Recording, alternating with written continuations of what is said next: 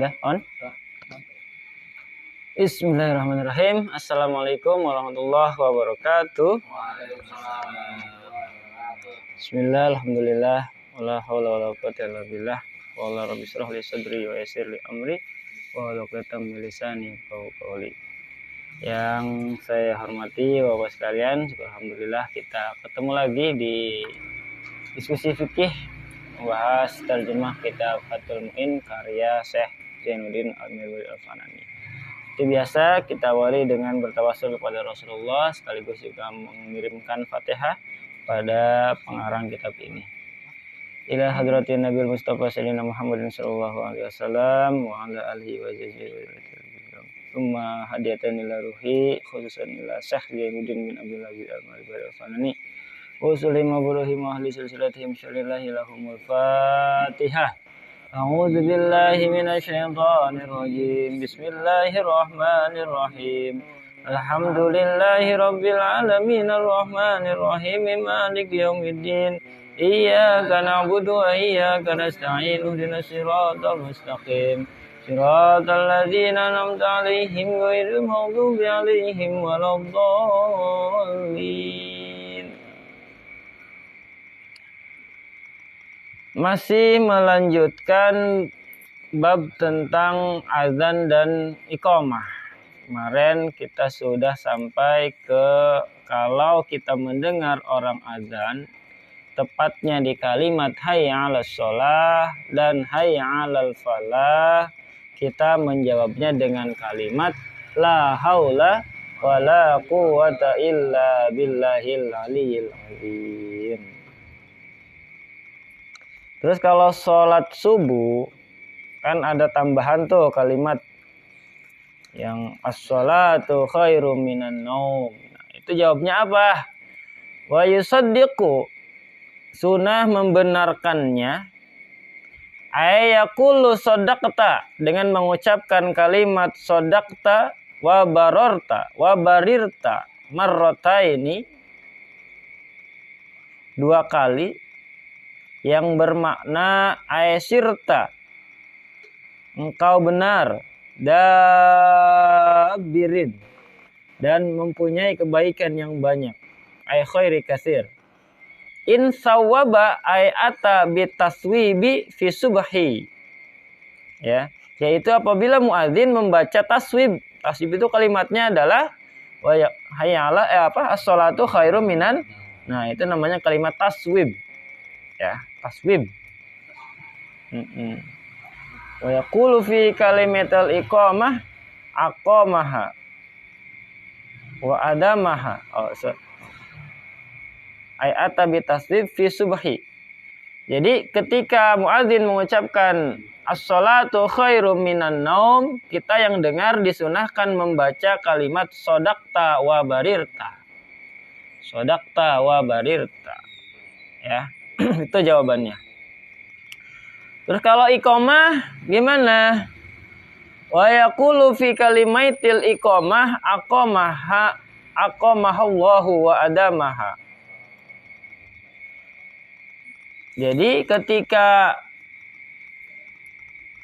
iqamah tepat pada kalimat pas iqamah itu ada tambahan apa? Qad qamatis shalah, maka kita menjawabnya dengan kalimat aqamahallah wa adamaha wa ja'alani min sholihin ahliha. Ketika mendengar dua kalimat iqamah qad qamatis shalah, sunnah membaca ini aqamaha wa adamaha wa ja'alani min sholihi ahliha. Itu doanya atau jawabannya tuh. Aqamaha wa adamaha wa ja'alani min sholihi ahliha.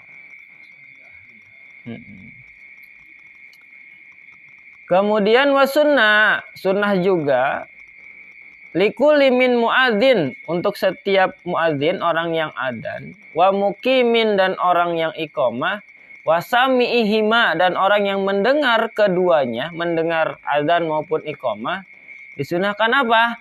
ayyusalliya wa yusallima 'alan nabi sallallahu alaihi wasallam, yaitu membaca sholawat dan salam kepada Nabi Muhammad sallallahu alaihi wasallam. Ba'da firagihima, sesudah adzan atau iqamah tadi. Ba'da firagi kullin minhuma, yaitu satu kali setelah selesai adzan. Intola faslun bainahuma, dan satu kali setelah iqamah kalau di antara azan dan iqamah itu terpisah lama. Jadi ada jeda kan biasanya setelah azan itu.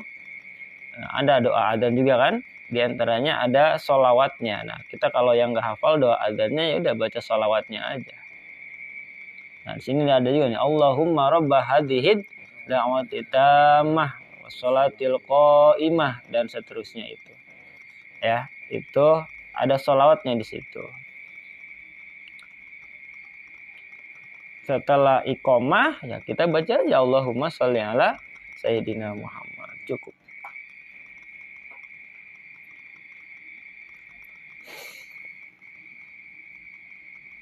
Kalau tidak terpisah lama, wa illa fayakfi lahuma du'aun wahidun. Jika jedanya nggak lama antara adzan ke iqamah, maka cukup kita memanjatkan satu kali doa. Itu doa aja sekali. Apa aja doanya? Doa sapu jagat boleh. Doa yang lain juga boleh. Ini sesuai dengan sabda Rasulullah sallallahu alaihi wasallam. Wa idz qala hayya 'alas shalah qala aysami'uhu la haula wala quwata illa billah. Apabila muadzin membaca hayya 'alas shalah, pendengar membaca la haula wala quwata illa billah.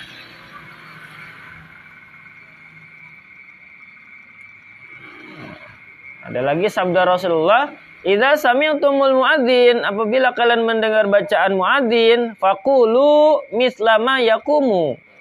Bacalah seperti bacaannya, summa shollu alayya, lalu bacalah sholawat kepadaku, kata Rasulullah. Seperti hadis yang diriwayatkan oleh Imam Muslim dua-duanya ini.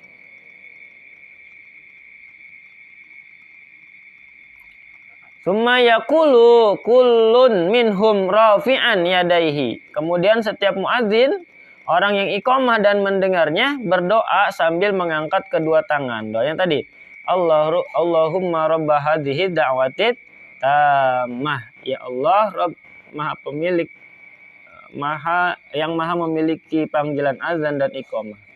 Ayat azan wal iqamah ila akhirih tatimmatuhu, sampai akhir lengkapnya.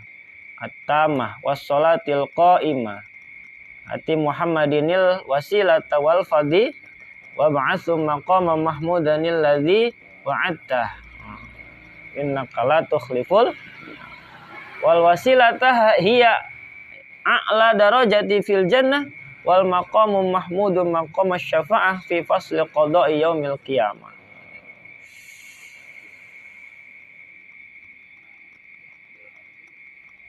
Wa yusannu ayyakulu ba'da azanil maghrib. Nah, ada juga nih. Sesudah azan maghrib disunahkan membaca ada doa-doanya setelah azan maghrib khususan.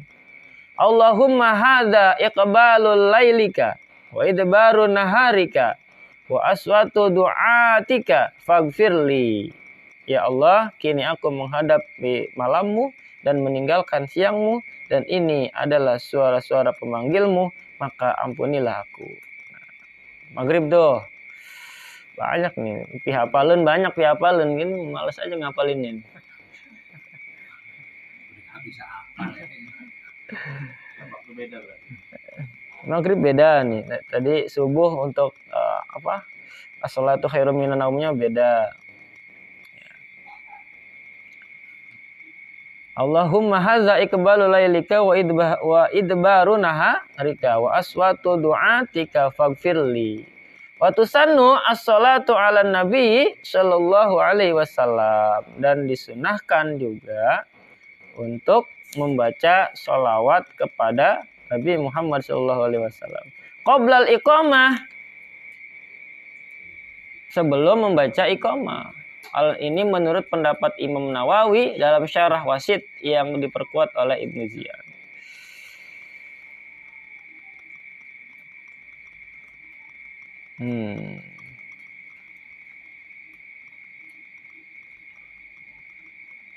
Pak nanya Pak.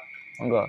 Berarti kan kalau idealnya iqomah itu mesti pelan dong Pak, jangan terburu-buru ya, karena kan kalau terburu-buru Pak kita doanya kepundal-pundal juga Pak. Doanya biasa saja. Iqomah itu biasa-biasa saja. Iya, santai apa harusnya sedang aja lah. Terlalu lambat jangan, buru-buru banget jangan. Ini kan yang baca doa ini kan yang mustami, yang denger. Iya, nanti kan udah cepat selesai nanti gimana Pak? Kalau langsung ya sholat. Perlunya disitulah sama-sama ngaji biar sama-sama paham dan sama-sama mempersilahkan, memberikan waktu gitu untuk berdoa di situ. Karena antara waktu azan ke waktu iqamah itu salah satu waktu mustajab, salah waktu yang luar biasa, yang istimewa lah.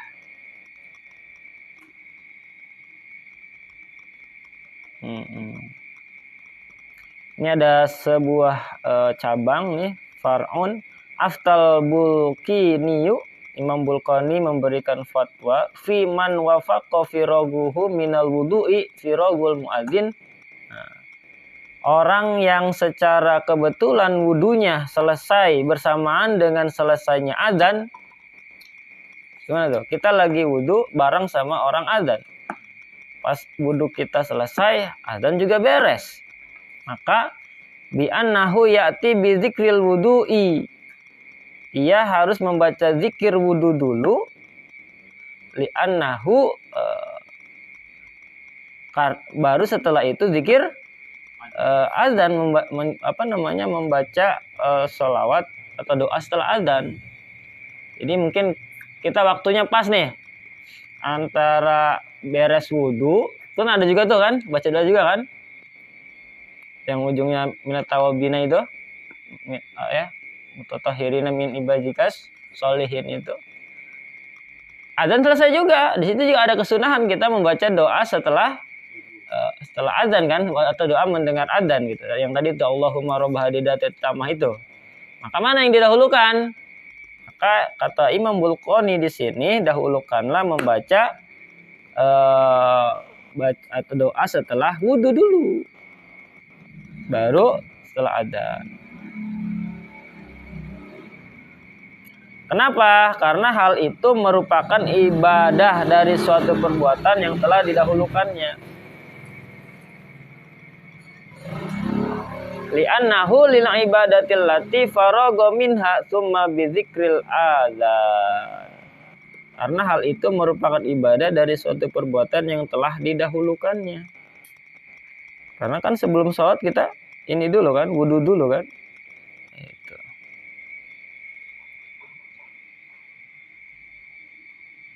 Qala wa hasuna ayatiya bi syahadatil wudu'i.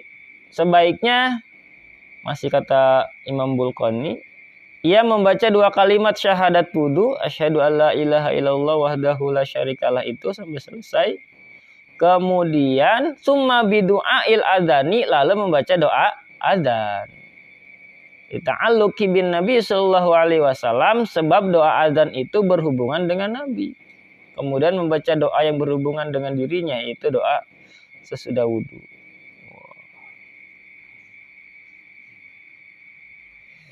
Nah, itu intinya seperti itu. Ada lagi pertanyaan tentang wudu? Tentang wudu, adzan dan iqamah? Nah, saya mau tanya Ustaz. Monggo. Ya, mudah-mudahan cuma nanya ini aja. Dalam adzan itu kan waktu pertama dia asyhadu an la ilaha illallah, jawabnya asyhadu an la ilaha illallah. Nah, kenapa di 2 yang terakhir itu hayya rasulullah hayya rasulullah itu kok jawabnya kok la haula wala quwata illa billah? Nah, kalau di situ kan ada kalimat hayya rasulullah kan artinya kan mari kita sholat. Ya. La haula wala quwata illa billah itu kan kalau kita artikan secara terjemah tiada daya dan kekuatan kecuali dari Allah kan. Nah, ketika orang diajak sholat itu kan butuh daya kekuatan untuk melaksanakannya. Untuk apa namanya, memenuhi panggilan sholat itu butuh upaya, dan di situ juga bentuk kepasrahan kita kepada Allah gitu. Secara redaksi ya, secara maknawi. Kalau secara secara apa namanya, hikmahnya belum pernah dengar juga saya. Mungkin Pak Haji lebih pernah dengar juga. Enggak wajib saya barangkali detail saya ada itu secara makna gitu. Ya, saya dalam pikir saya sama Ustaz. Jadi justru itu, jadi lihat tidak ada kekuatan. Allah mendapatkan hal. Iya betul. Kan artinya la haula, tiada daya, wala quwata, dan tidak ada kekuatan illa billah, kecuali dari Allah. Kan di situ kalimatnya hayalah sholat, mari kita sholat. Balik lagi, imannya seberapa kuat gitu. Dan semuanya kembali ke Allah lagi.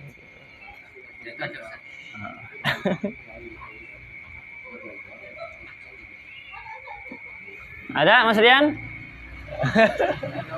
Kayaknya ada tadi. Ada tadi. Kalau ada ngacung ya. Kalau ada ngacung. Ya, itu. Soalnya udah ganti bab lagi nih, ganti pasal nih. Tanya Pak. Ya, monggo. Aduh, dulu saya pernah haji itu kalau untuk salah satu syarat untuk jadi muadzin ya. Muadzin. Itu kan harus yang menetap Pak. Mukim. Istilahnya orang yang tinggal di situ. Tinggal di situ, nama itu apa ya? Mukimin. Mukim gitu loh. Nah, apakah seperti itu? Karena kan kalau dulu pas di KTP ada dari salah satu adalah yang mukim, yang stay di situ, dan salah satu kalau di Madzhab Syafi'i kan harus 40 dan macam-macam ketika sholat Jumat gitu loh. Nah, apakah itu mungkin secara fikih dan lain-lainnya ada? Memang seperti itu atau seperti apa? Syarat muadzin ya? Iya. Oh, secara spesifik belum pernah baca juga, tapi secara ini muadzin, mukim. Ya, mukim itu kan artinya dia tinggal di situ atau di sekitar situ, orang ya kayak bukan orang asli juga, artinya dia udah tinggal di situ gitu, punya keluarga, punya rumah di situ kayak kita ya, mukimin di sini masuknya, bukan musafir. Mukimin itu kan lawannya musafir. Musafir itu tamu gitu. Nah, kalau azan itu ya afdolnya memang mukimin. Afdolnya ya. Kalau mukiminnya nggak ada, ketika musafir ke situ masa nggak boleh azan. Utamanya memang mukimin. Nah, kalau itu menjadi syarat utama sah atau enggaknya belum pernah dengar juga. Nah, tapi memang afdolnya mukimin. Kalau sholat Jumat kan memang ada tuh di Imam Syafi'i kan mensyaratkan mukimin. Kalau sholat Jumat 40 mukimin yang sudah balik, yang sholatnya udah rapi. Nah, itu jadi syaratnya. Maka ketika dia mayoritas bukan mukimin, nah itu maka tidak memenuhi syarat. Itu makanya untuk beberapa orang yang memegang teguh syarat itu, sholat di mana, perkantoran, itu masih menjadi perdebatan, karena mayoritas kan nggak mukim di kantor, PP kan, mukimnya di kampungnya masing-masing. Tapi sebagian lagi bilang ya gimana orang pas waktu Jumat mereka kumpulnya di situ gitu kan. Nah, situ jadi ada ikhtilaf lagi, ada perbedaan pandangan ulama lagi. Ada lagi itu pernah saya di sana itu kalau setelah sholat Jumat langsung qomat sholat zuhur. Nah itu untuk mengantisipasi syarat 40 mukimin yang sudah balik, yang sudah sholatnya rapih lah gitu, rukun-rukunnya. Itu kan untuk antisipasi aja, karena kita nggak mungkin kan menyeleksi orangnya sholat dulu, dicek dulu. Itu ikhtiyat untuk berhati-hati.